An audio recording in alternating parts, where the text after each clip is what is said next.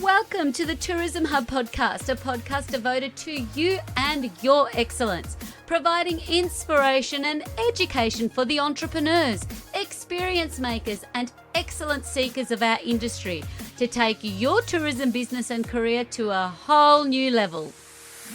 Relax.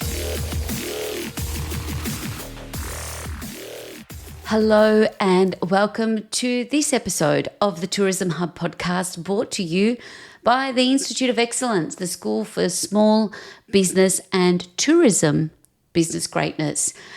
This week is a little bit different. I went out on the road and I experienced a regional tourism experience like no other. The first time for me on a bike tour, more specifically an electric bike tour with green pedal cycles based in Echuca.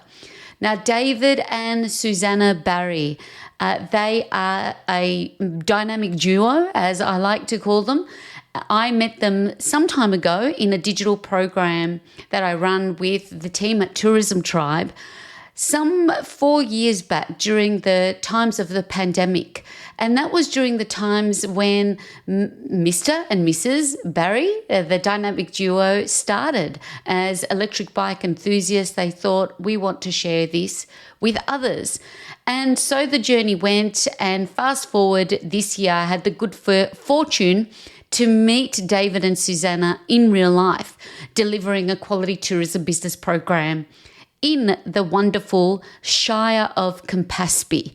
And as part of that program, they offered a very generous invitation to join them on a bike tour. And I am so glad I said yes. And I am so glad that Mr. David Barry obliged to put on a mic and help me try and do an interview while on the road and on the tour. I captured as much as I could of this wonderful experience. And I guess I hope it can capture just the joy of being on a bike. I didn't realize until I was there and ready to tour that it's been some time, years in fact, and I enjoyed it immensely. It just filled me up with so much childlike wonder and joy, and what a wonderful way to see a place and experience a place with a local on a bike. It brought up so much happiness. So as I whistled while I rode, I did speak and capture parts of David's green pedal cycle bike tour in and around Echuca and Moama, as we know it. Well, not as we know, many of you might not know where Echuca is, where David does explain. So I hope this gives you the listening joy as much as it did me actually participating in a tour. And also I want to take this opportunity to say thank you. It's episode 45 and I just didn't know where this journey would take me on this podcast. And I'm glad I've come back for season 3. You know, nothing different or nothing, you know, it has been out of the comfort zone stuff. To see that there's been over 9,000 downloads is overwhelmingly surprising and delightful, and it keeps me showing up to share with you more. Thank you to all of you, especially everyone around the country here in Australia and from overseas, that I see so many from the United States and Germany and China, Finland, Hong Kong, Philippines. To all of you that are listening or watching this journey and sharing of all of the things that fill me up and ignite and question about how we can do better, be better in our businesses and in our industry. This is such a great platform to do that. And of course, the incredible special guests that come and join me here on the Tourism Hub, pod has been wonderful. And I've got plenty more in store for you. So if you haven't subscribed, and however you've landed here, thank you. Ευχαριστώ, as we say in the Hellenic language. Ευχαριστώ, thank you. It means the world. If you subscribe, you don't miss out. And it's kind of a big deal in all of this, in this world of podcasting and sharing. But nevertheless, we've got a podcast to get to. Enjoy episode 45.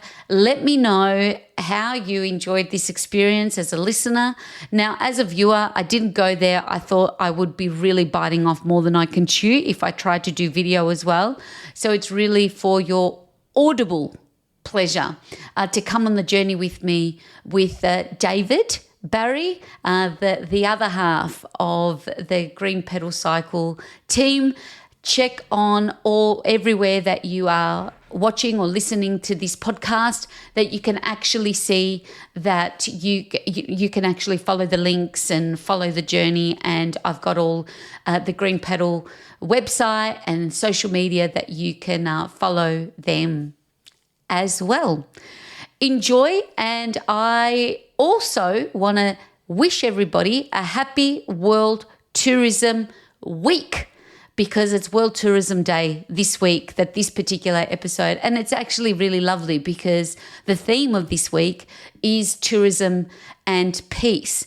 And in the world of tourism and peace and sustainability, this program and the people that I met at Campaspe as part of the Quality Tourism Business Program, really, it gave me so much, when we talk about igniting excellence, that's my intention every day, to do that in whatever medium, is ignite excellence in people. But I did get that reflection back, and boy, did every single human that was part of that journey ignite excellence in me. Thank you to everybody that was there. Tourism, peace and love and all the good things in this wonderful world of tourism is what we're celebrating this week. And I wish everybody all the good things for the week ahead. All right, big love, everybody, and enjoy this week's episode from Green Pedal Cycles on tour, on the bike, getting back on the bike, which, as the saying goes, it all comes back to you. All right. Until next time, everyone, enjoy. Yeah, so I just want to talk a little bit about, spend 5 or 10 minutes here just talking about Echuca in the early days and why Echuca is where it is and why it was so important to our early Australian, not just Victorian, but Australian economy. So it was in the early 1830s, a guy by the name of Henry Hopwood was transported out of the UK to Australia down to Tasmania, so as a convict, down to Port Arthur. That was the first penal settlement down there, convicts. And now Hopwood, he was 21 years of age, married, couple of kids, never ever went back to England, saw kids or wife. He was a real wild lad, but quite the entrepreneur and, as it turns out, intelligent man for his age. So a lot of people in the old books, and you read through history, they actually wanted to get out of the UK, and they did something small to get themselves a free trip to Australia. And a convict. He got 10 years for his time, went down there to Tassie, really, really crowded, people coming out all the time. So after 1 year, got a job as a local policeman. They were short. Must have been. I love how, I've come out as a convict, but now I'll be a cop. He's an interesting character, this fella. Anyway, true to form and what he got up to, he was fooling around with the boss's wife and he's back in jail another couple of years, so 12-year prison sentence. In the wash up was that he only did 9.5, 10 years prison, and then was released because of the overcrowding in the convict settlements. So while he was there, he was reading a lot about southern parts of Australia. He was down in Tassie, so what was going on, the settlers were starting to come to the area, and they would settle on rivers because it's where you needed water. And they were growing sheep, and there was all this talk about wool, and talk about the grain, and talk about the timber, especially in this part of the world, Murray River red gums. And the wool was getting talked about all over the world. The UK, India, Asia, everywhere. And he thought to himself he wanted to share these commodities with the world. So he had huge dreams, this young fellow. And this area was surveyed in the 1830s. And where we stand today, the Murray River is the closest to the Port of Melbourne. The Murray River comes down south, the closest to the Port of Melbourne. And that's the only reason Echuca is established where it is today. because its proximity to Melbourne. Because he planned on using river systems to gather all the goods to being a canal boat man from the UK. He knew river boats, gather all the commodities to one spot and then transport to Melbourne, because that was his ticket to the world. Wow. And essentially that's what he did, but only with the wool. The grain, Weevil's got it, and, and the timber, well, it was mostly used before it left their shores because it was so good. But the wool, the Indians bought most of our wool back then, still buy a lot today, but, Australia born on the back of a sheep. It started here in Echuca, as in export. So real money, real economy. Yeah. There was a gold rush going on in exactly the same era, only 100 kilometres south of here, but they never seem to mix. You never read of the gold rush people and the Chinese coming here to the river. I find that a little strange, but I guess 100 k's is a long way. If you're going to walk or ride a bike. Yeah. Yeah. So the river systems we have the Murray, the Lachlan, the Murrumbidgee and the Darling rivers. They're the main rivers, and then we have all the tributaries. So Hopwood got a lot of his mates to come out, and they built a yard right there behind sort of where that white building is, the shipyard, and they built boats. And they use these rivers, towing barges like the example down there. That's set up for timber, but imagine that without any wood on it. That's for wool. And you'd tow up from 1 to 3 barges behind each boat. And they would go as far north as Burke. I'm not sure where Burke is. Yeah, if you jump in a car today and drive north at 100 kilometres an hour, 10 hours you'll get to Burke. Oh. So a couple of days drive. So by boat on a wet year, when there's plenty of water in all the rivers, especially the Darling, a 9-month round trip, but typically 1.5 to 2 years round trip from Echuca to Burke and back. So the Pevensey, she's just around the corner. You can't see her. We should see her on the way back. She was built here, 1861. She would tow 3 barges, 100 tonnes on each barge of wool. So 300 tonne, a whopping 28 horsepower, same engine today. She's the other boat that's here is the Pierce Adelaide, and she was built in 1863 in the yard here, and those 2 boats have never left. In the Discovery Centre, there's a whole timeline of all the boats that were built here. Over 120 boats operated off around here. 1870 was their busiest year, and there was up to 250 loadings and unloadings at the port of Echuca. That was a hive of activity here. The largest inland paddle steamer port in our country. It still boasts the most operating steam-powered paddle steamers in the world here in Echuca. There's about half a dozen commercials, and then there's a lot of private steam boats here. Yeah, so essentially his dream worked. He gathered all those goods back to here. So he would take produce out to all the settlers and, take a preacher man with him and marry people and bury people. And when I say he, Hopwood, he started it, He generated the building of 28 hotels, pubs in the town as well. Had 2 more wives and more kids. Died at the age of 46. It says on his headstone that was died by misadventure, typhoid. Other people say, he was just someone wanted him gone. Oh. So he didn't live a long life at all, but very, very productive while he was Did there. a lot in 40, and 46. what he's done for what Echuca is now. And that's legacy, isn't it? Oh, yeah. This was called Hopwood's Crossing at the very start, not Echuca. Yeah, Echuca means meeting of the waters in our Indigenous language. So, he built a crossing and a barge and just took people backs and forwards and charged money, and that's probably how Swan Hill started too. I'm not sure who the man was there, but... What was his first name? Henry. Henry Hopwood. Yeah.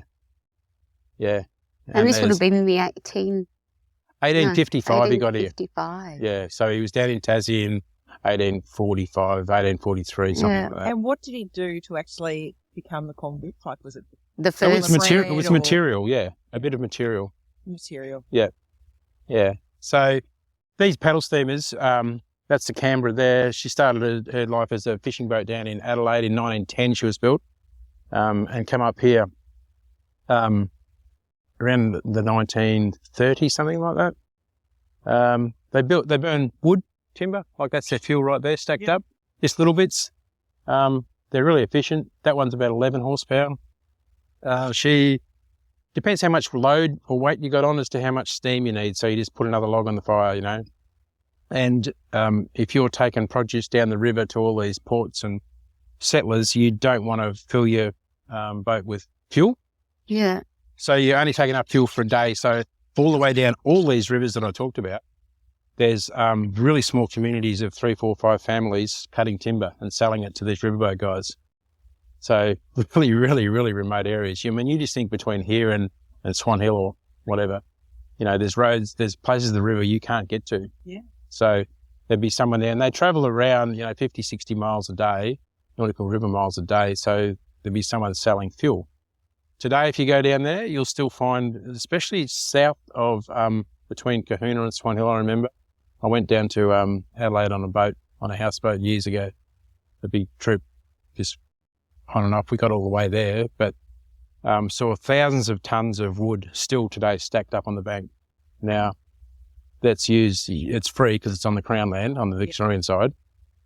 You can go in there, and people go in there with their kilns and make charcoal and charcoal chicken shops. Yeah. In Australia, you've seen the charcoal chicken. Yeah. That's where it comes from. It's Murray River red gum. Burns to nothing. It's brilliant stuff. Really, really good wood. Hard as a rock.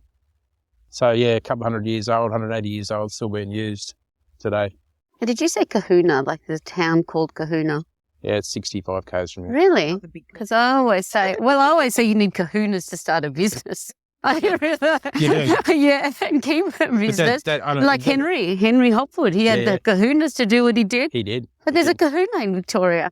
Yeah. There you go. That's where the singer come from. Who? This famous Farnham. John Farnham. Yeah, he came Fun from fact, Kahuna. he went to my high school in Dandenong. He came from Kahuna. He came from Kahuna. Yeah. There you go. He also. Yeah. And there's boats for days. Like, So, these yeah, all like, because these are commercial hire boats here, and then when we get further on, later on the tour, you can see what's private houseboat. But basically, because they're not small. These are all houseboat. Like, you can stay. that one there's sort of a restaurant, but it's like, yeah. It was a really thriving business, and then the RSL bought it and did that to it.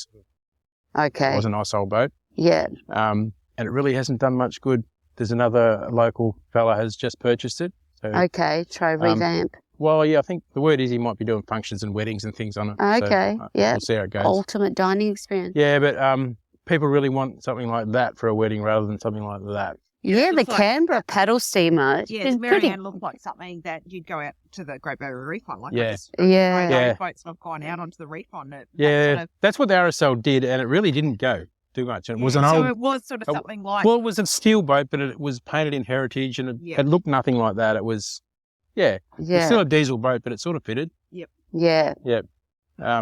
So basically, that's why Echuca is where it is. And towards the end of the century, steam trains come, and the timber, they started making railway sleepers and that sort of thing, and that killed the riverboat. By 1910, it was finished, riverboats. Because you could build a train line, automobiles were here, a train line wherever you wanted, so settlers didn't have to settle on the river. Yeah. You could be in productive land. Yeah. So then we had a couple of wars, depression between them, and tourism started here in Echuca in 1963, 65, something like that. Today it's our fourth biggest industry. It was definitely third. Yeah. And pushing, up this, but COVID and floods. But we'll get back there for sure. Yeah. Our leading industry is health and allied health, which is in most regional areas it is. Yeah. It's our biggest employer. And then it's dairy and fruit and tomatoes, sort of processing food. And then the processing equipment around that. Echuca is massive internationally. We have workshops here that build that sort of stuff because of our the food bowl that we are. And then tourism. Tourism. Yeah, fourth. And it's changed a lot, Echuca, over the years. I've been there's here for 33 years. Definitely changed a lot. Yeah. Yeah. And the offering from dining to the breweries that I see now, it's got to even where we went for breakfast this morning. Where'd you go this morning? Sweet Meadow. Sweet Meadow. So cute. Yeah. Asia. Yeah. And you don't feel that, you don't find kind of that vegan, like in regional Victoria. She sells eggs though. She sells eggs, yes. But yeah. There you going. No. That's right. So the things on the trees here, you can actually paint marks on the trees still. That's the watermark from the last flood. So flood level where we see there, Oh, you can see it on Yeah. the tree. 2022. Yeah, That's where it got to. that's the flood level. See, And you just the other ones that they were on the tree, the tree's obviously grown, but they don't put them down. But Yeah. yeah, that's where it was. wow. Anyway, Welcome to a very different episode of the Tourism Hub podcast. I'm your host, Despina Karatzias, and today we are doing something completely different. Recording this episode with an incredible tourism operator from regional Victoria in Echuca while we're on tour. So it's adventures of a bike girl today. David Barry, you'll hear him along the way, talking through the history and the experiences of Echuca and surrounds. And we're riding along, cruising along actually, morning. looking pretty cool on our electric bikes. And now, I'm going up a hill. It's a big, got to use some leg power, but I can switch my gears on. Happy days. Going straight across here, guys. Okay, we are riding in perfect formation. The three of us, like we've done this before, like professionals. And it's a chilly morning, but it's a beautiful, clear, lovely winter morning to be going on a bike tour. I've never done a bike tour before. And I'm thoroughly enjoying this experience. And I can agree and attest to enjoying any visitor destination in the best way you possibly can, whether it's from the air or on land, on a bike. Get a bit of exercise and you really experience the destination. Now we're riding along the Echuca Football Club and we're going through the suburban streets. As you heard David, before we stopped by and had a little, turn back, took us back in time of how Echuca came to be. Got to dust off them bikes at home. I'm so enjoying this thoroughly. How the bike's going? Very good. Yep, very good. Getting to know each other. Not going to promise anything about your posteriors and tomorrow. So that's the Campaspe River now. Hey. Beside. So, yeah, that's pretty normal for the Campaspe. Again, let's see the mark where it got to. So Victoria is one of Victoria's most volatile rivers. Doesn't look like it. So that's quite a short river. Starts just north of Melbourne, on sort of Mount Macedon this side, and we will go to the mouth of it shortly, just where it runs into the Murray. 235 kilometres long. The story with this one is if you get a decent rain around Kyneton, Wood End sort of area, as in 100, 150 millimetres, we'll have water where we stand here within 2 days. Wow. This is the one that destroyed Rochester, this river. Yep. Yeah. And a few other towns along the way, Charlton, a few of those rivers through there, towns through there. Yeah. So, like I said before, Echuca means meeting of the waters.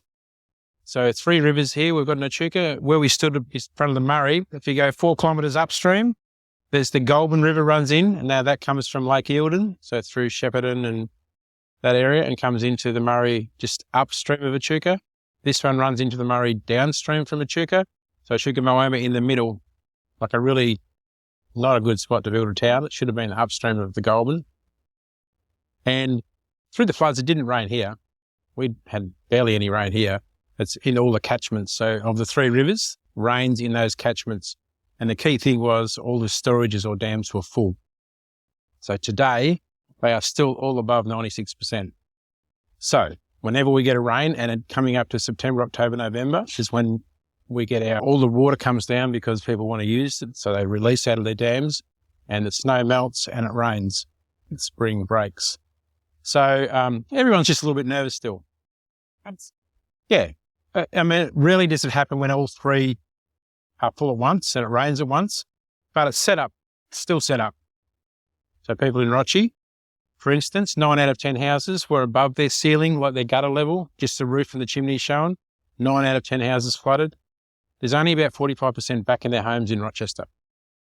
still today. What initiatives are done after a crisis, a natural disaster like that, to mitigate future so it doesn't get? What can you do? Well- What's done? Well, Lake Epilock, there's no control on the wall, like no gates, like there is on the Hume and Thrumbray, and to control. When you have a big flood coming, the boffins get together and see how much to let out, make sure it's not going to flood downstream. It's a big issue, always has been, always will be, but they can control it. Epilock, you can't. When it's full, it just comes over the top and uncontrollably floods everywhere. Yeah. And people have built towns and roads which act like levees, so it changes for the worse, so we've seen, in a flood. Right. The flood in 56 didn't drown Rochester and it was way bigger than this one. Wow. I remember hearing the similar sort of thing with Charlton, like they're on the Yeah. Echuca River. Yeah, And it's in Charlton, I think itself it's the fastest rising and fastest lowering river. Yeah. Like one day it can be this, and then the next day it's a massive fall. Right. And I know some neighbouring towns, they used to think, oh, why would you build Charlton? What a stupid spot to build it. But because they've changed so many directions of the waterways, Wow. that's what's made it worse. Whereas back in the day, they actually built the town in the right spot. Yeah. But they've changed the water course. And they've added, you add 100 homes, that's all those roofs, it's all those concrete roads. It used to be grass that just used to soak it up. And now it catches it and it's got to run somewhere. Yeah. So we've made our own problems. Yes. So when you build an estate, you've got to, have on this flat country, we've got to have whatever rain can be rained and caught on a roof, you've got to have that in a lake or a flood relief somewhere in the estate. That's what they've done only just started in Campaspe. Murray Shire and Moama have been doing it for, 30 years. Okay. A little bit progressive over the river. Yeah. We're going to go through the scenic trail. So from here, it's a 5K loop around till we come back under the other side of this bridge. Through here, again, you'll see the marks on the trees faintly fading now where the floodwater was, but all the wildlife seemed to go up. There was a bit of a sandhill up there. They all gathered together. We had everything. It's funny, roos and wallabies and, birds and possums all literally together. It was pretty cool. Wow. Yeah. There's some drone footage of it some people got. You'll see little boxes in trees that have been built. We're trying to encourage the growth of sugar gliders, little possums. Yeah. It's working. You come in at night time and they're everywhere. So he's working. But yeah, we'll ride through here. It's called our scenic trail. It's probably one of our most picturesque trails that not a lot of our visitors get to see. Yeah. Yeah. Yeah. Their resident kangaroos over here, chilling out. in a natural environment. Just chilling, eating, catching up. Now we're on a scenic trail, a dirt track next to the river. Just cruising along. That was the old school, Echuca College. So that was the footy oval football. So where we stood, where the bridge was, that was the sort of the front entrance to the school. It's now up in another street in town. So, David, you really started your business at the time of COVID. Yep. And then the floods. Well, yeah, then the floods, yeah. So, it wasn't an ideal time to start. It was, like I said last night, it sort of suited us because it was brand new for both of us, really. Yes. Love talking to people and I love mechanical stuff. So, and then, as you know, Susanna did that training with you. That was all brand new for her, but Yes. she's a bit of a quick learner. She's a quick learner and she's just a star human Well, to have in any program that she's been in because she's so action focused. She takes it all in, she learns it, she asks questions, and you just see with what. Well, especially if you put it into practice and you can see that it works. Exactly. Yeah. Exactly. Yeah. So tell me the pivotal point of starting Green Petal. Yep. Take me to that moment. So you were in nursing? Yeah. Yep. I was in nursing and just decided to scale back nursing, but needed something else to take its place. And we'd recently bought ourselves a couple of bikes, e-bikes, to take away when we go away and really enjoyed it. So we thought, why not bring that enjoyment into a business in town and hire out bikes to people? And then one of my sons said, why don't you become a tour guide, Dad? You're always yap. So initially it was just a bike hire Yeah, service. bike hire and sales. Not a plan to... No. Yeah. But today it's, easily half of our business. Yeah. The guiding, yeah. People want the Well, experience. you're so good, yes. And what a great way. What a great way to experience. I've never done this. I've never been on a bike tour per se. Really? I'm And really serious. I know I'm And you're embarrassed in to say it. tourism. I'm in tourism and I haven't done a bike tour. I think like camp is where I went on Yeah, right. Anyway, first time for everything, not the last. I'm enjoying this. It's a great way to see a town. Oh, absolutely. You know, we found if we with our own bikes, if you tour around, you go somewhere for a weekend, you'll see things that you normally wouldn't see if you go to that town. Yeah. Because you can ride so much further. Yes. Yeah. This is the thing. You can ride some further. And a lot of people are a little bit on the fence about e-bikes still. Yeah. They're getting more accepted for sure. But as you can see, you can turn it down and off and still ride a bike. Yes. You can work as hard as you want to, really. Yes. Yeah. Oh, it's such a good way. I mean, I definitely felt that. Like, I like to run of a morning. Yeah. And that's been like pre-doing that, pre-being a runner. It's like, how many things I missed, especially that I travel a lot. Just getting out, sometimes it's the only time I get to see a place. But even now, like in the short time we've been together, the distance that we've covered, it's wonderful. And there is a sense of wonderment about it. Yeah. So we've added a few things. We do trying to get more into corporate groups, like people in a company might want to do some bonding with their business or whatever. Yeah. Make it either just one of these short tours, or if it's a winery, or if it's just tailored to suit their needs. If they want, 4 hours or a full day. Yes. Work something out for them. Brilliant. And also I've done a few and would have had a bit of interest in it prior to the floods. And a little one since is education with schools. Yes. So I go to a school, done a deal with maybe 4 different schools now. Yeah. We do in-classroom education on push bikes. Yeah. Basic mechanics, change a tyre and all that sort of thing, and then get out and do riding. And if if I can think I can manage it and they're safe enough with features and whatever, we go and do some rides on tracks around their town. Oh, great. Do a bit of road etiquette and that sort of stuff. Brilliant. So that's worked out all right. And you work with the camp businesses that have a lot of education groups as well. Yeah, I'm in the region? trying to get into those. I've had more luck just with schools and their outdoor ed program. Okay, yeah. So what we have here is the mouth of the Campaspe River. So that's where it ends. This is it right here. It runs into the Murray. So the Murray is running down that way towards Swan Hill. Yep. Yeah. And this is where it all finishes. So the river's down about nearly a metre. They're actually doing some works on our boat ramp, and it would be pretty typical that that's what they've done. They say, no, we don't look after it. Yes, people have push. Yeah. Right now, it should be filling up because on the 15th of August, we start irrigation again. People start wanting to buy water too. So, they should be starting to fill the Murray up again because there'll be some people really getting cranky about this. Which is the thing, like as you said, you've got the dams that are so full. Yeah. It's like they can release it, which I think was some kind of the issue when the floods happened. It's just like, well, they've been warned months prior. Well, they're doing this, Campaspe Shire's doing the boat ramp here in Echuca. Yep. It could have been done months ago. Months ago. They're doing it now when the wider community is going to want water, to make money. Since it was floated on the stock market, so you can have people anywhere in the world have Goulburn Murray water shares, and they're lucrative. I'm sure he does. Yeah, absolutely. You So don't have any property up here to water. No, so I'm way out of the control of the end user, which I understand, business is business, but talking about people's livelihoods and... Yeah.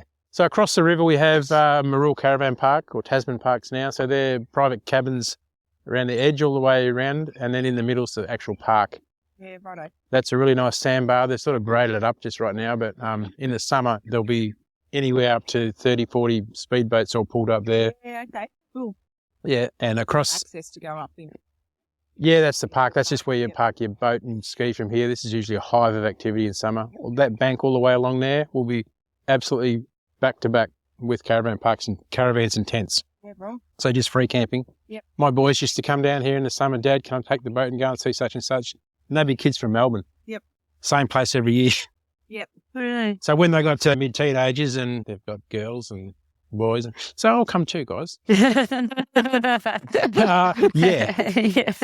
But they, my kids growing up in the country never missed out on mates from all over the country. They all just, it was amazing. This was the gathering. It was cool. Yeah. And people still do it. The floods, in COVID, we've had a couple of years of nothing. Yeah. But people did come back this year, which was really good. Campaspe Shire put huge big bins. We're only about less than a kilometre from the highway there, the Swan Hill Road. Yeah. So they put big bins at the entryway of all the roads and for free of charge. Yeah. But those 25,000 campers that we estimate come here, all come here and shop in our supermarket, Yeah. use our restaurants, Yeah. ring up and said, Yeah. and now I'm getting phone calls, Dispersal. can we come and bring your bikes out? And I said, no, you come into town. And Yeah. I do Yeah. take, if it's a big group, Yeah. You'll and there's parents take that involved, effort. Yeah. definitely. But there's, like I was saying last night, was I talking to you about the Murray River Trail? No. No.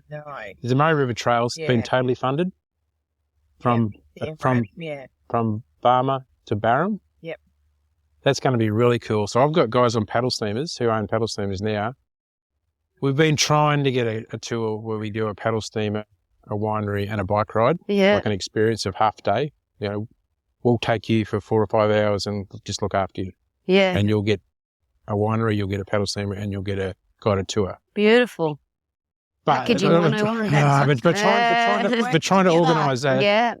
It's the winery at Morrison's that's owned by board members Okay. at the moment. Yeah. So really hard Yes. to get all board members to. So it seems the restaurant manager just threw his hands up and said, it's too hard. Or she said it's too hard. Okay. Yeah. Just shame. Which is a shame, but we've got paddle steamer guys now with this trail that's happening. They're saying, can we pull up to the bank and meet you? Because I want to do rides through the bush with picnics and lunch and sort of stuff. Beautiful. And so we'll definitely get something going. Yeah, yeah, yeah. Because there's nowhere else in our region. No, I haven't been able to find. There's somewhere up near Mildura who do that trekking on the riverbank and sleep on the houseboats at night. Right, yep. That's a really an elite type thing, but Yeah. I'd love to do it one. Yeah, and I know, because even that's the Murray River Adventure. Well, it is in Embark. Yeah. It's going, that's just one stage, isn't it? Yeah, they've got funding for that. So it's going to be New South Wales from Barmer to Turrumbry. Yeah. Then it crosses the Turrumbry Weir and it's on this side to Echuca. And then it goes over to the other side out to Barmer. Yeah, right. I believe that Mark Francis was Behind. when he was. And just the other thing to mention here, you can see the edge of the river, see all the way to the bottom of the edge. Yep. Clear as a bell. Yeah. So the Murray looks dirty. It is the cleanest and the healthiest it's been. I personally do a lot of fishing and like in the last 5-6 years, it's amazing. Anyone can come and catch fish. Yeah. If I pointed somewhere where to go, kids with fishing lines and even, I hate bait, I just use lures, but they would catch a fish. It's just a muddy bottom that makes it look dirty, but you can see that's crystal clear. Wow. Way clearer than the Yarra. Yeah. Why is that? It's had a cleanse. Oh, we've really almost eradicated carp, European carp. Oh. Almost. Which is what? They get in the mud and stir it up. Oh. They'll live in the mud for a week without water. Yeah. Dirty things. Yeah. So when they restock all the native fish. Yeah. And what they feed them munched up European carp in pellets. Right. These juvenile fish. So when they release them into the water, all they want to do is eat carp. And that's what they do. Yeah. The cod and the golden and silver perch just munch up cod. Yeah. Because if you fish for shrimp for bait or something, you put a net in and it used to be when my kids were little, so 20 years ago, that net would have 50 juvenile carp in it. No shrimp. Yeah. Overrun. Today, you might get 1 or 2. Really? Yeah. Yeah. Same spot, same everything. Yeah. So they're doing a really good job. The plan's working. Yeah. Yeah, I remember in the day growing. All your fishing licenses in Victoria, brilliant. Yeah. In Queensland, there's no fishing licence fee. Yeah. We've just been up there for a holiday and these guys are whinging about it. And I'm thinking, come to Victoria and have a look at our facilities and our rivers, Yeah. It really works. Yeah. I don't yeah. mind paying me $70 a year. Yes. Yeah. Yeah. Yeah. Whereas in Queensland, I just watch people catch things from this and keep it. Like, no regulation. Yeah, right. Good old Queensland. Yeah. Everyone wants to go there. Everyone's yeah. Go further, stay longer, was it? That was a Yeah. Victoria one. Victorian? That was the Yeah. Victoria one. So when we get people here, just get them to stay longer. Yes. Yeah. But we still haven't cashed in on our, like every time we have some sort of function or whatever, I always put my head up and say that, the $9.90 fare from Melbourne. Yeah. Well, we definitely train day trip from Melbourne. Yeah. Yeah, And you that guys still are. exists. Whereas for $10. yeah. $10. I couldn't believe it. I had to catch a train to Warrnambool. That's if from you go on the city. same day. But if you go each day, each way, it's still only. $10. Used to be 55. Yeah. And it's a lovely experience. Yeah, it's not To bad. get on the V line. I've done it. Yeah. Yeah. And you can bring your bike on. We'll Yeah. just catch the V line, stay overnight, do a tour. Yep. Bike tour. But a lot of people do it. They come up, things to do in Echuca. That's where the Google. We always ask, where'd you hear about us? That's the most popular. Yeah. Yep. What's been the Google. most surprising thing about working in tourism or the visitor economy for you over the last few years? Surprising. Yeah. Anything that you wish you'd known before you got into this about the industry? I've been working with people and in psych nursing, so you can't shock me much. You know what I mean? That experience would help you so much. in the That's what I mean. service So industry. you can't shock me. So I'll be standing there and people will come up, and I've got my sons or Susanna or someone, and they go, I can't believe they just said that or did that. yeah. normal. Yeah. Words, so. People lie about their health. That's a bit of a thing for me. Like they, especially if you're going to go on a tour and it's a full day tour, Yeah. and they, like I've had guys that have had, and ladies have had, say knee constructions or hip replacements 3 months prior to going on a 50K ride and haven't ridden a bike. So you've got 18 other people or 17 other Yeah. people, and that one person is going to hold up all these folks. So I've never met these folks before, and they've all signed an online waiver Yeah. and a health check. They've done this and this and this. And then they come there and I find I've got to pull out the tour guide card and say, when we get to Bendigo, sorry, you're not coming back with us. You're going to stay here. Yeah. You've fallen off your bike and you've just about smashed, you got this still pink scar on your leg. That's how fresh it was. And then they crack the sads and Well, that's the risk mitigation that we take on as operators, right? Like people. I've only had to be stern Yeah. a few times Yeah. with people, but it usually works. Yes. Just tell them straight. Don't sugarcoat it. Say, listen, this is where I believe I am with you right now, and this is the plan. Oh, yeah, yeah, yeah. And when you get their wives and the rest of their little 4-person group walking away from them saying, "Told you so," Oh, yeah. Told you. Yeah, we're going to be right. Yeah. but it screws it up because you got to go then back and pick up the bike and make sure they're safe and. Especially you're on a public tour. It's not just Not just them. itself. Yeah. So there's that thing, people lying about their health is a bit. And then other people just think for some reason that they've never ridden a bike or not for 30 years, they can come, they're 60 or 70, they can come and ride a bike and get disappointed when I say, sorry, I'll refund you. No problem at all. Yeah. But sorry, too risky for me. Yes. Yeah. Can't do it. Oh, there you go. It is a day. I mean, it's That's outdoor probably the activity only thing that yeah, surprised me, I guess. that people will put themselves at risk Yeah. and others. And Yeah. also, I mean, you've got, And then your liability. Yeah, I mean, I've had a few wrecked bikes, but you get that people that just don't really care. Yeah. They'll take and hire a bike and come back and it's something, clearly I know exactly what's happened. They've smashed a derailleur, so that's like a, $300. And you're sort of weighing up, I can repair it myself. And it's only going to cost me not a lot of money, but if you took it to the bike shop, that's what it'd cost. And then they lied to me, so I said, sorry, you're going to pay. Yeah. Yep. You know your gear. Or the your kid says, equipment. oh, Dad, that's when you smashed into the curb. The kids to the side. Like, this is the time you don't speak. Yeah. Yeah. All right. Yeah. We keep going, I suppose. And psych nursing. How did you get into psych nursing? Yeah, I'll just turn these on for you. So I was a tradie, then an engineer, progressed from a tradesperson up to an engineer and worked in that game, mainly in food processing. And then instead of doing so much engineering, like project work that I wanted to do, typically what happens if you're half decent, they put you into management. Yeah. Offer you a shitload of money. Yeah. That's what happened. Just about broke me. Ah. Yeah. Militant, 60 people answering to you. And yeah. so I just wanted a total change and went nursing sort of ED. That's where I ended up. Yeah. And then just morphed into psych. Yeah, it was brilliant. Yeah. Loved it. Yeah. Yeah. Fascinating. So you've had a couple of big changes, career changes. A few more, but a few more, but that explains your next level mechanical engineering genius of how you're powering your bikes. I had to build that trailer myself, though. So that didn't exist. So when you started your hire business, you've started with the fleet of 2 and this vision to hire. Well, that was just our own personal ones. That was your And then as you know, you got to have. You talked about your kahunas. You got to.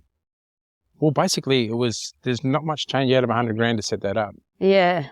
A car, the trailer built. I mean, I built it myself. Yes. You get a quote for $30,000. All right, I'm just going to take 2 weeks off and do it. But if you had to go and buy it, and then 30 bikes, and you've had to get something so customized to do what you've done. Yeah, so you've got to have, if you want to do it as a startup, you've got to do it properly, and there's no pain at the start. But we make money now. So did you always know you wanted an off-grid powering solution when you were looking at how you're going to charge your bikes? So that was all like right from the start of the name as Green Pedal. Yes. I'm interested in sustainability. Yes. I've done some work in like my electrical background in design of off-grid systems for houses and businesses. Yeah. Whilst I was nursing, I was doing that as a sidekick. You always got to have a couple of jobs on the go. Diversify revenue, interest. Yeah. You're a man of many talents. Yeah, that. And then, there's a few things going on. I've designed a system, an off-grid system for caravans that a guy puts on he's a caravan builder. So that also keeps me a little bit busy as well. Yeah. And our friends, so just to give everyone context, I'm here working with the Victoria Tourism Industry Council and Campaspe Shire Council. We are running a quality tourism business program, and that's how I have reconnected in real life. I have worked with Susanna Barry, David's beautiful wife, for some time from programs that I'd run with Tourism Tribe in online about digital capability. But now we're running a program about helping businesses become accredited as sustainable quality tourism businesses. And it's just wonderful because it's in Echuca, hometown and business hub of Dave and Susanna's. And another participant, and now I've had more context, who has a coffee cart business. And I love what he shared with us last night, that it wasn't until coming to the launch of our program that he even realized and saw himself like, hey, I'm very much in tourism operator.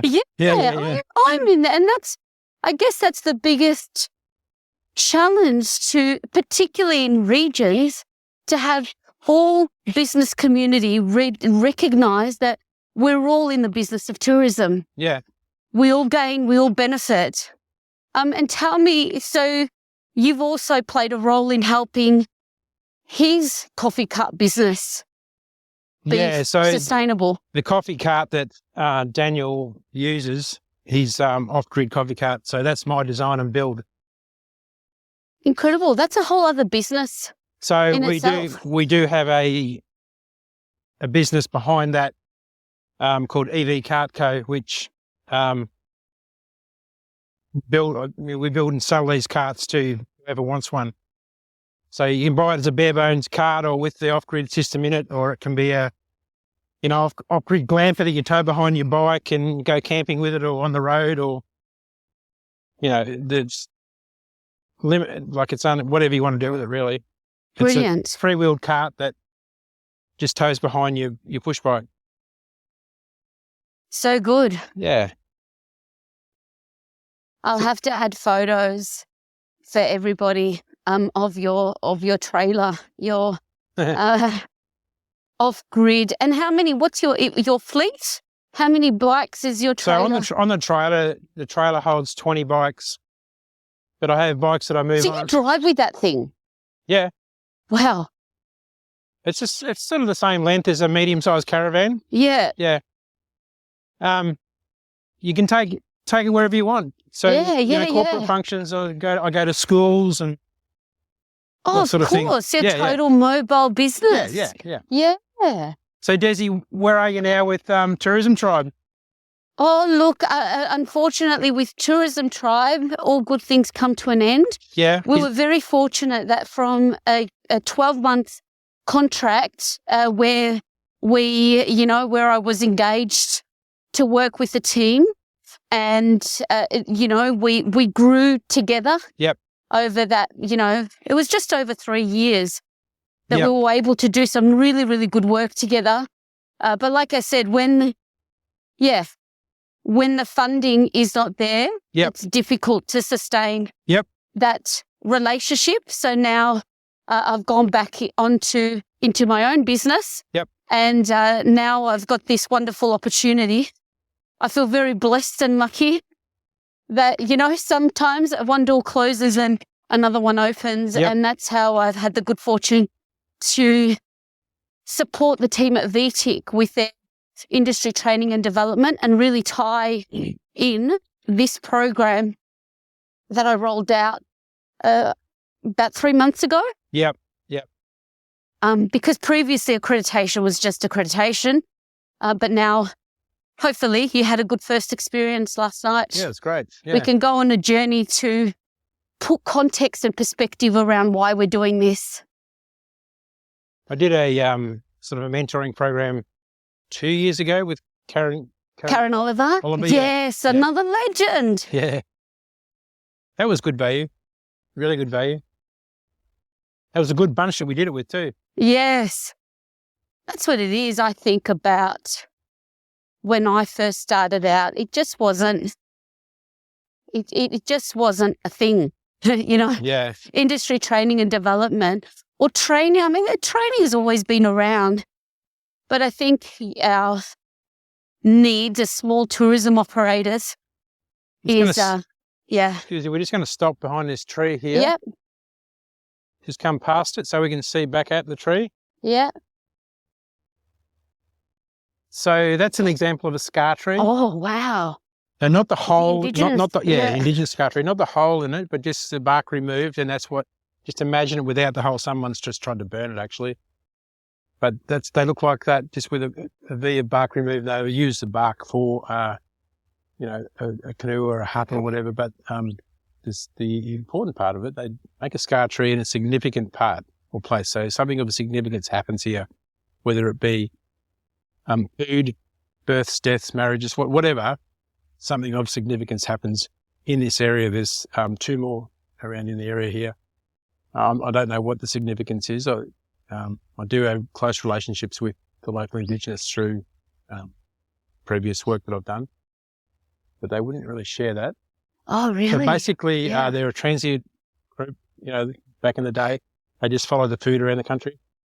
So they just pass the story down year to generation to generation. So this is what we do when we get to this area. So it means something to those guys. It is beautiful. So Murray River red gums you never see huge big ones like eucalypts or pine trees or, massive big cypress because they're so dense. They don't grow, but they're still very, very old.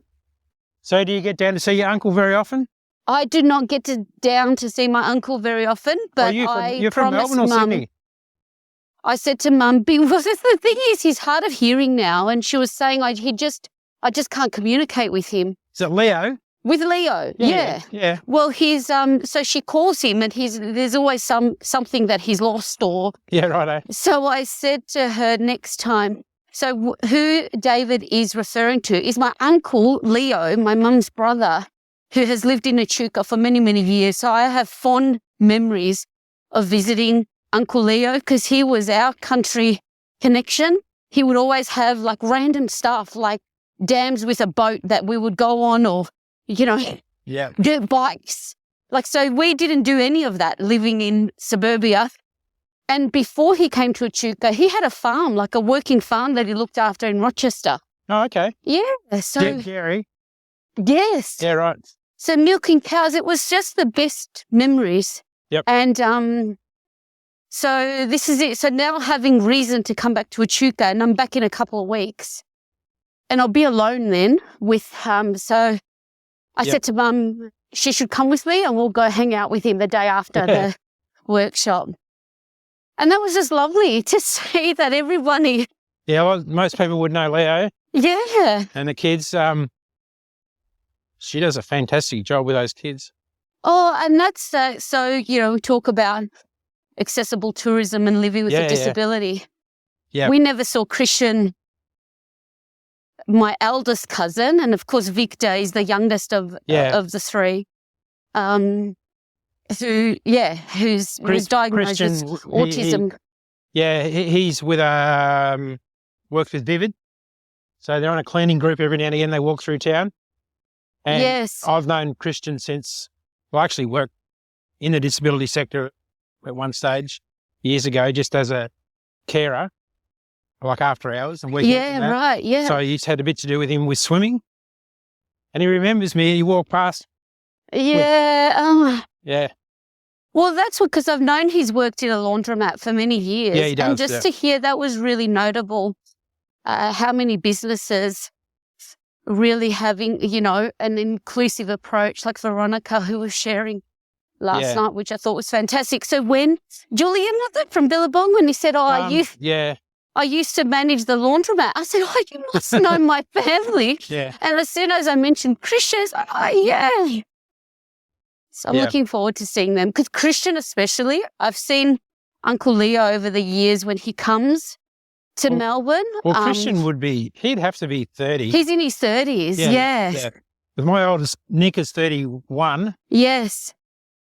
Is he your now adopted Hellenic son? Is that your youngest? Patrick's the middle one. Patrick. So three boys. Three boys, yeah.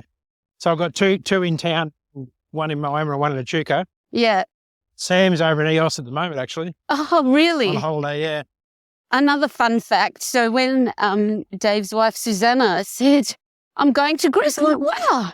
And then she tells me my son's getting married over there to a Greek girl. Yeah. That must have been just the most exciting thing to experience. That was really cool. A Greek wedding. Yeah, it was good. On a Greek island like EOS. Yep.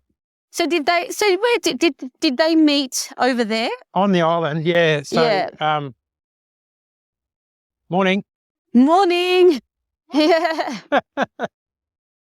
Yeah, so Patrick, he sort of has worked his way around the world as in hospo, barista, whatever, He's got a degree in marketing, but only now is getting stuck into that sort of thing. Yes. But, he would go back to EOS, I don't know, maybe 5 years in a row, 6 years in a row. And then it wasn't until, so his younger brother Sam went with him once, 4 years ago.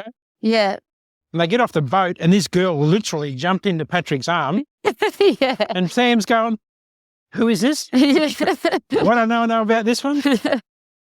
And I'd noticed that there was there's always girls in Pat's life, no one else going on.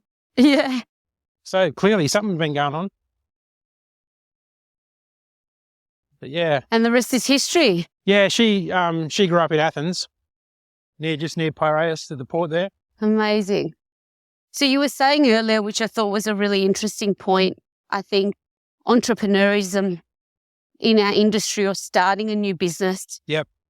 It's when you're a service provider with no gear and equipment, in the work that I do, for example. Yeah.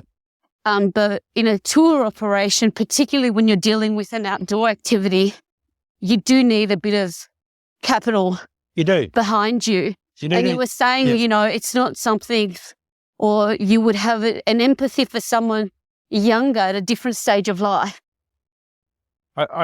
It would be really, really tough. Tough. You would definitely need to have, somewhere where you could be working part-time or shift work at another job just to get yourself started. Yeah.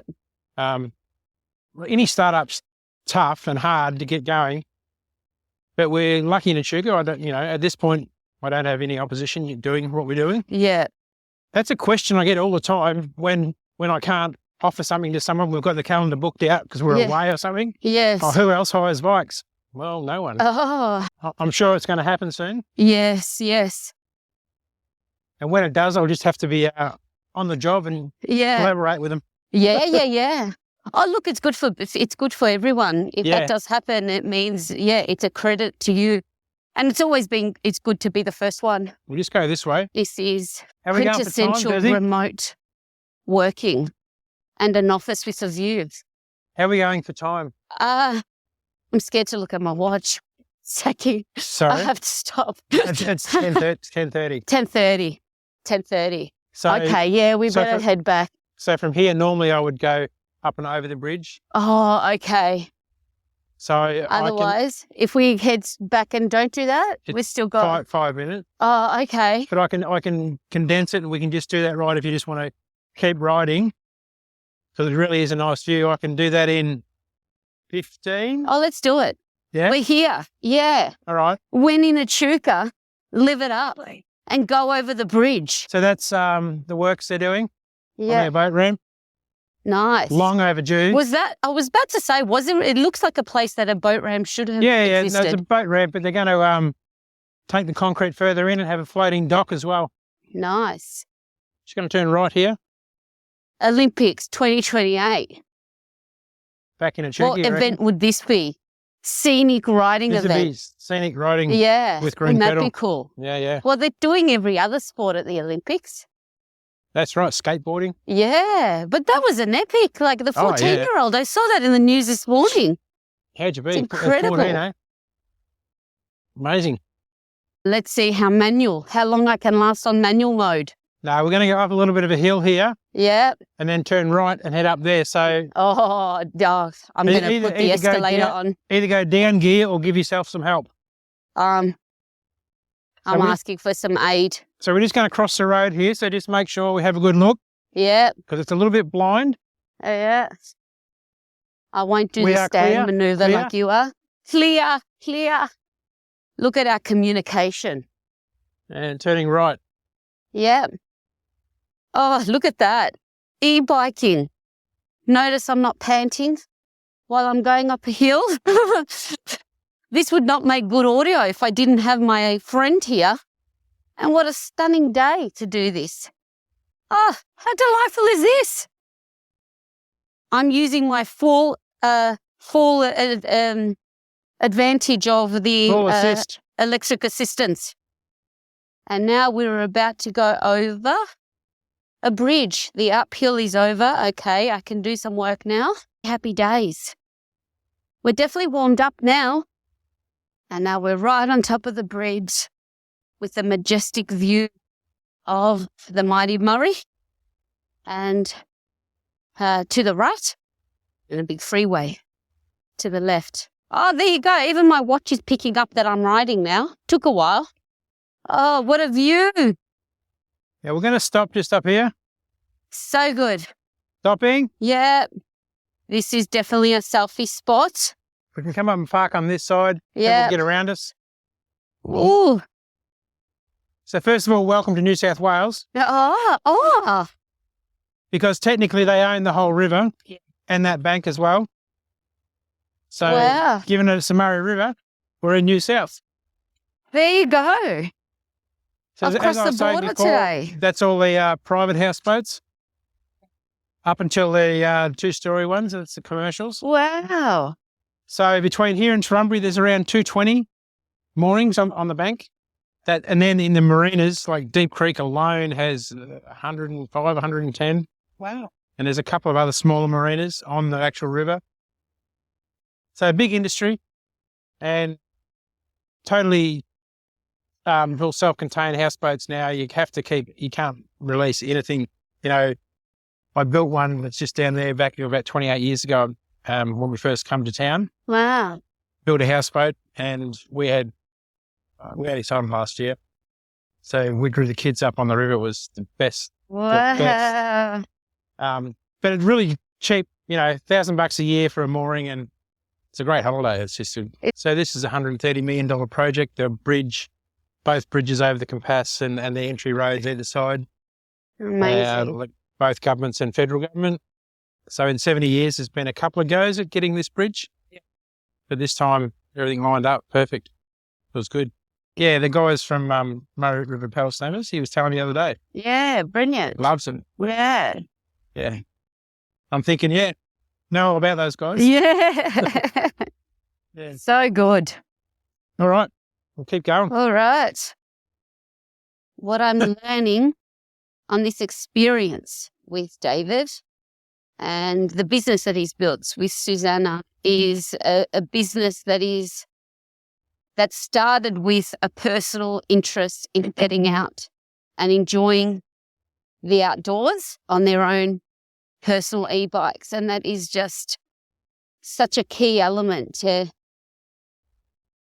achieving any type of success in business and in life, that it must start with an interest, with a love and a desire with what you're doing. And here they are. Oh, he's got over 20 bikes on his trailer. I'm sure the fleet is a lot larger than that. Now we're just passing a lovely elderly couple. Good morning. Wow. Hello. Enjoy your day. Ah, so lovely. Just the good vibes. Balloon girl turns bike girl. That's what's happening today. Now, there are two things to do when traveling. And there's ballooning. You get on a balloon, and when there's bikes, I think you've probably got better chances that you'll find bikes than you do balloons. But this is just lovely. Oh, what a lovely way to just get to know people. Go on a bike ride, you chat, you stop. Yeah, come pretty late to the party, my mid-40s, to discover that a bike ride is just as, if not more, enjoyable. And I can't wipe the smile off my face. I think even if the weather, that was a hairpin turn. Had to put on the brakes there before I toppled over. Luckily, I didn't, and I'm still intact. That's why I tried to do a video. I tried to think of a solution to do a video footage of this while we're chatting and doing the tour with David, but that's how I thought, just slow down there, Tiger. This is your first rodeo. And, returning home to your family is important. Okay, let me catch up. I'm going to use some e-power here because I've gotten a bit behind my crew. Just leisurely riding. And the hills and the trees are alive in Echuca. So, David, what advice would you give to someone that has got a burning desire to do something different with their life and work and career, no matter what stage they're in, whether they're a young person or an established family man like yourself? You got to make yourself a decent, sound plan, and then just go ahead and do it. Set a date and do it. Yeah. Don't procrastinate. So, Desi, you were talking about being ambassadors for your, we've got to do it. So I don't care if people are... They even called you Davey. Yeah. Like, we had a chat. I thought, like, We're not looking at it. We don't see you. Yeah, but look at that. They, What do they say? You come as a visitor, you leave as a mate, as a friend. Yeah. well, they'd read Google, they'd read Susanna's blog, 30 things to do while you're in Echuca and Moama. Oh, love. Yeah. So yeah, you just got to make a sound plan Yes. so you don't disappoint yourself too much. And that will, when you're doing that plan, that'll determine really on paper how far you want to go, and then set a date and do it. You can't procrastinate and wait for things to happen. You can't wait for interest rates to go down. You can't wait for this to happen, whatever. You got to do it because you may not get that opportunity again. And once you've done it or doing it, you'll realize how to adjust and navigate through whatever you started. Yep. Solid. I mean, if you're going to do a startup and do something different, then you've obviously got the creation, the guts to even think about it. Yes. It's the thoughts in your head. So those who don't have those thoughts are never going to do it anyway. Yes. That's my philosophy. And working with your partner, how has that experience been? Because I'd imagine this is the first time you've actually worked together. Yeah, so no problem. She still has her other job, which she won't slow down. Yeah. Turn left, right. Dynamite. Here, right. So, good point, because when I've done a day's work, she wants to talk about green petal and the whole SEO stuff after when I want to relax. Yeah. So we have a deal. Yep. It's a couple of hours, not every night of the week. Yep. And then there's always, at least 3 out of the 7 nights or whatever that is absolutely no green petal, no nothing. Yes. Yes. It's with family or friends or whatever. Yeah. Yep. Yeah. And it But works. that's good learnings along the way to set some boundaries so you keep yourselves green. If you don't, Yeah. like just doing accounting and getting set up for your BAS and all that, Yes. and I've got headphones on listening to something and I'm getting these questions. Really? This is not the deal? Yeah. We're aiming for this footpath here. To the left, to the left. So we're going to visit Horseshoe Lagoon quickly. Okay. Horseshoe Lagoon. That is, yeah. Here we come. I had a big ice skating rink over there. Oh, wow. Yep, and the lights in here. So I used between 30 and 40 minutes to do a loop, looking at the lights, and I did 3 sessions per night and around 150 per session. When was this? Was this recently? End of June and all of July. Oh, there you go. Lights are all the rage, aren't they? So that's the third year now. Last year, the floods come up and spoiled it. They had to stop. So you should put it on the calendar for next year, Desi. Yes, definitely. You'll see it being So when advertised. we were here for the launch, that would have been happening. Possibly. Possibly, yeah. A couple of weeks ago. How did we miss that? Well, yeah, I'll have to put it on the radar for next year. So this is a lagoon that gets refreshed with water whenever the flood river comes up. Yeah. Typically 3 to 4 times a year. So lots of water life in here. Turtles, fish, ducks, Wow. everything. This is living. I love this so much. It's hard to believe that this didn't exist as an experience here with so many great trails pre-COVID. Yeah. You did a really good thing, David. Yep. So did you do it? Was there any bike experiences on EOS in Greece? Yeah. Yeah. Yeah, we did a bike tour with a guy, George. He was really, really hooked into the whole ecotourism, and he's got a lot of history. We're going to go underneath the bridge here. Yeah. It was very hilly. We went to a cheese factory with goat's milk, Yeah. and they make their own wine. It was a really good ride, actually. And e-bike we'll as just well? Stop here for a minute. Yeah, definitely e-bike. It was about I think just under 40 Ks for the day, and we made a day of it because of quite steep hills. Yeah. But I would recommend if anyone goes to EOS, it's not just about the party. So we did some sailing as well. Oh, I love sailing, and that bike tour. She's only did it 3 times, I reckon. Just me and her and Tracy, her sister, and then with the kids 2 other occasions. Yeah. She patronised old George. It was good. How really beautiful. Good. So briefly, just want to talk about Moama here if we've got time. Yeah. So Moama, again, Moama was discovered 7 years prior to Echuca, and it was called Maiden's Crossing, so James Maiden. So he had a barge right here where this jetty is. So a bunch of horses over there and a bunch of horses here, and he just dragged the barge backwards and forwards and charged people money, and that's how he started his business. The photographs show almost a very, very similar structure to this, but with a big shed on the structure there. And he was a trader. So while Hopwood was the entrepreneur, rough dude, died at 46, Maiden was a really nice guy, worked with the Indigenous community, didn't like Hopwood, traded in meat, fresh meat, skins and lard. So you build your house with skins and seal it up with a bit of lard, and he traded in fresh meat and employed lots of local folks. Lived to the age of 70-something, 73. So a different dude altogether. They describe him as a likeable fella. And the towns were like that. Echuca was rough, 38 pubs. Moama, not so much. Nice town. Mm-hmm. Moama means place of the dead or death. Oh. So that's where you come to get buried, maybe. Yeah, yeah. Still has a really strong Indigenous community today. There's a village for Indigenous youth out of jail or juvie that look after about 60 youth between 12 and 18 out there. 3 elder ladies, the bosses out there look after it.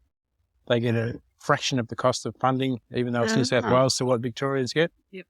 And, I was up here, finished my nursing as a youth dual diagnosis nurse here.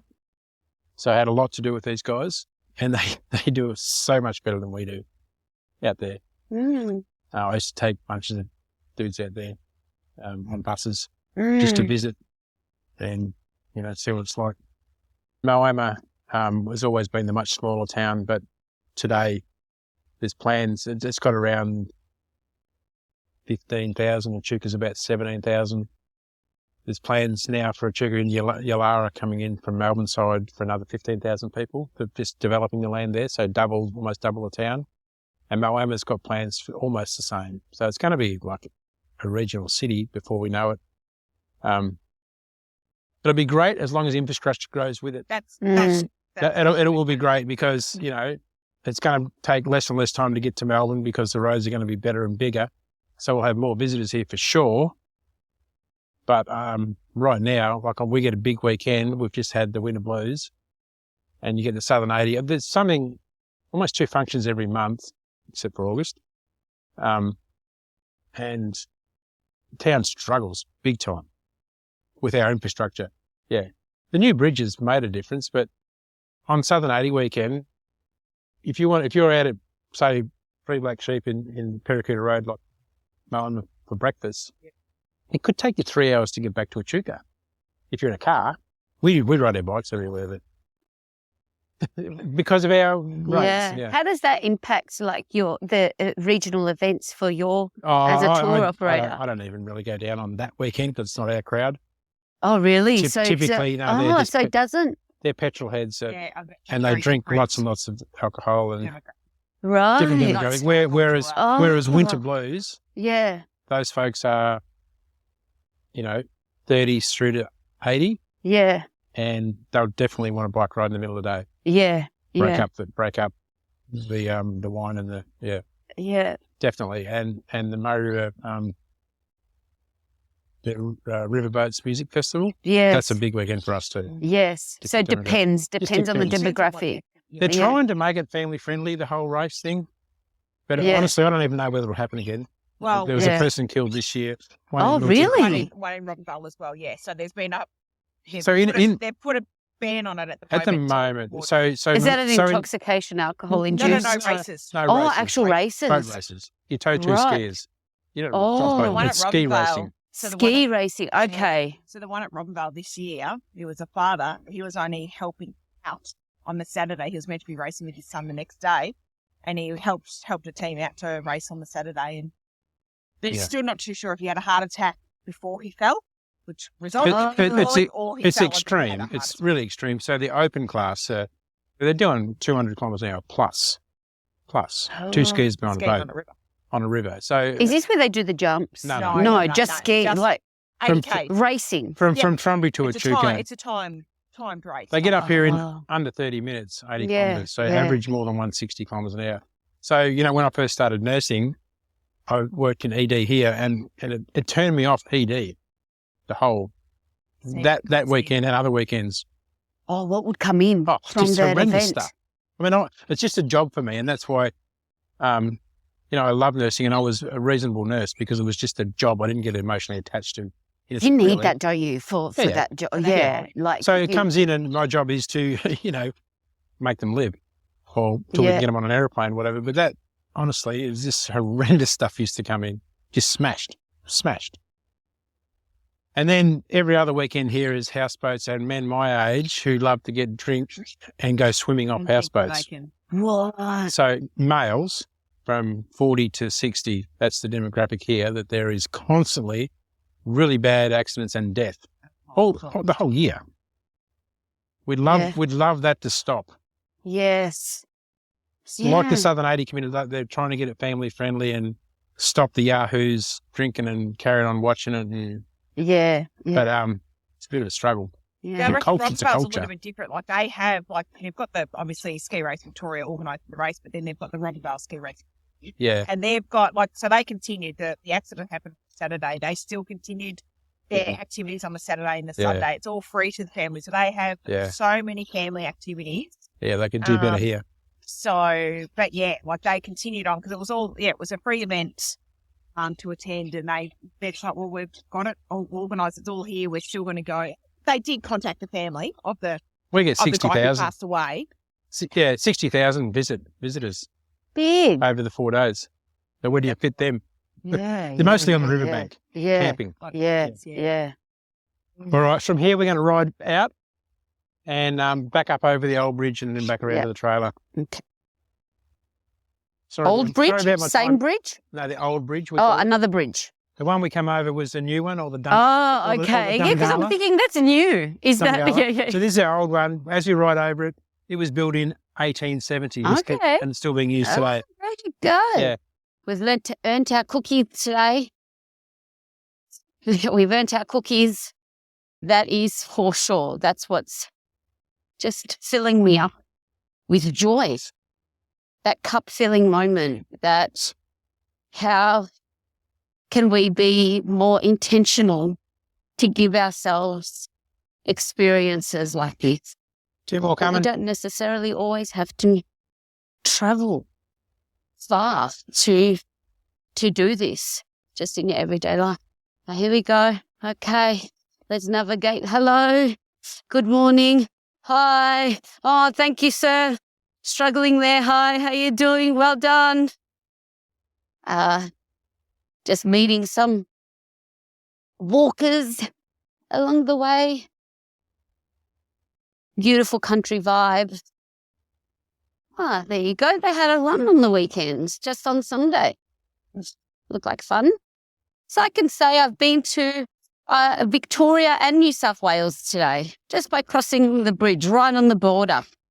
Echuca and Moama. Oh, this is actually a really lovely bridge.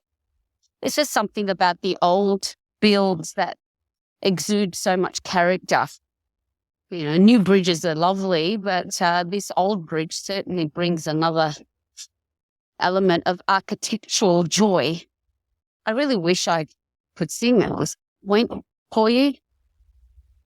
It definitely has me inspired to belt out a tune. But I won't do that to you. Oh, why am I doing that? I definitely don't need e-power right now to be able to do that. Morning, hi.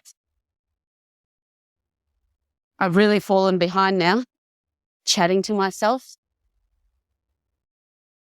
So that's it, joyful experiences, and that's why this industry is so great. Without operators like David and Susanna, what would we do?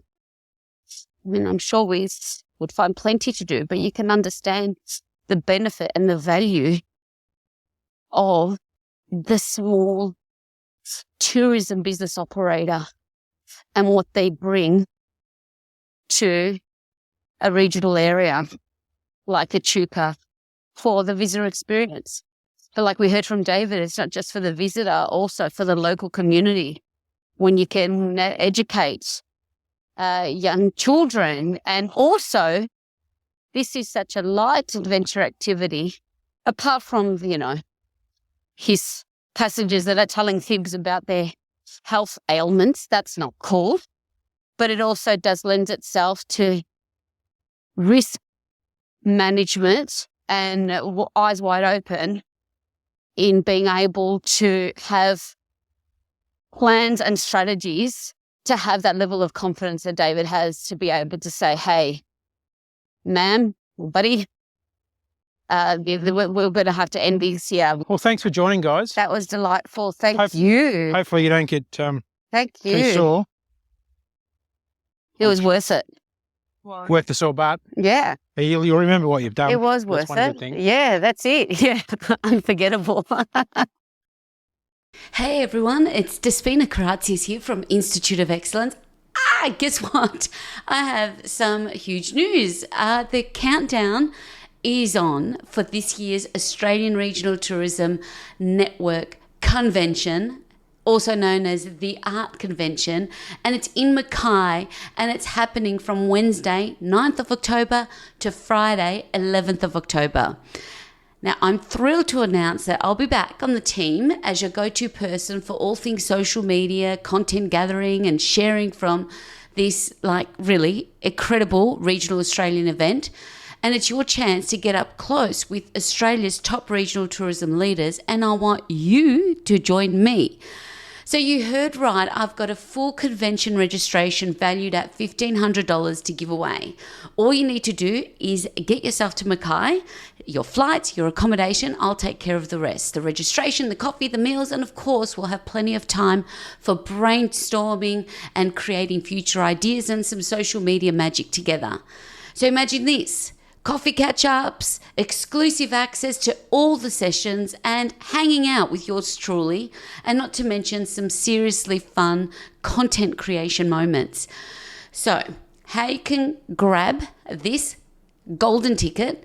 It's super simple. All I would love for you to do is send me a short video introducing yourself and telling me these 3 things. Tell me, have you been to this convention before, and what you love most about Australia's regional tourism industry? Why should you be chosen to join me and the incredible leaders of the Australian Regional Tourism Network at the convention in Mackay?